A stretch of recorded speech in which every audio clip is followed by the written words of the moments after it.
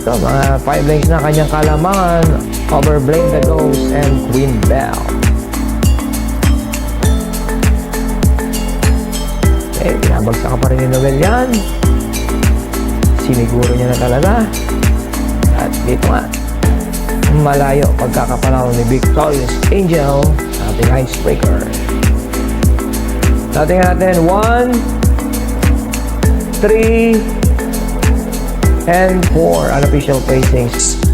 At dyan sa may last 100 meters, palayo na yung yamadong Pedro Bell with JB Hernandez.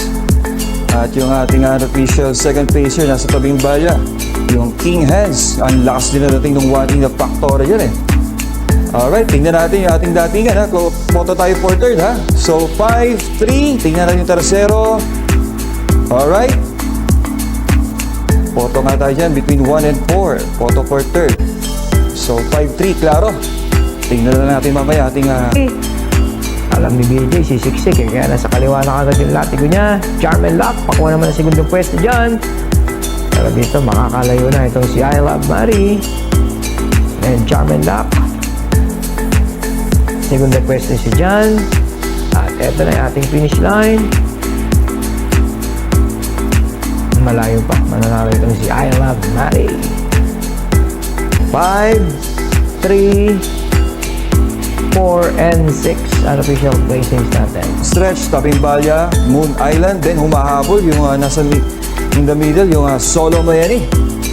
At yung 7 nga, unofficial second placer natin dyan na si Eye in the Sky. Nasa kalabas-labasan niya dito. Para tulak na Jackie Elvin Abrea para masiguro kanya na itong ating race number 4, Silvia Plat. Tignan natin, maigi yung ating datingan ha. So, klaro. 4, 7, then 5, tapos 1. Bahandi. Ace up. Nakikita natin mapanabay ito, Noir and Ace up. At dyan sa may last 100 meters, makikita natin bumabalik pa dyan yung Glenda's Magic. In between those na dyan dyan, yung dalawang Green Galloper na si Ace up, yung ating eventual winner. Yan na nga. Una pa dyan ang bagya si Glenda's Magic. At dyan sa may last 75 meters, lalampas na dyan si Ace up against Glenda's Magic. Tignan natin datingan.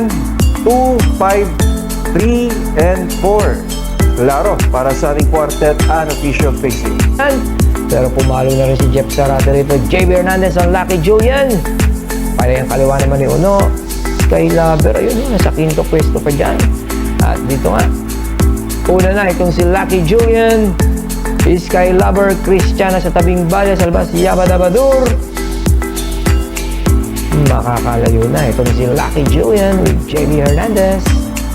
At eto na yung ating finish line. Dating natin dyan 7, 3, 2, and 8 unofficial placings.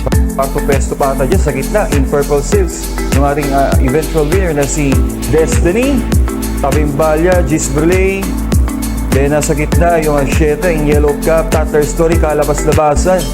Yung Gis na si iShot. At dyan sa may last 75 meters lalayo dyan At bagay lalapit dyan yung Gis iShot. Pero 9 na nga ang kuha ng unahan against 10, 7, 2, and 8 yung ating unofficial Pentafecta unofficial placings.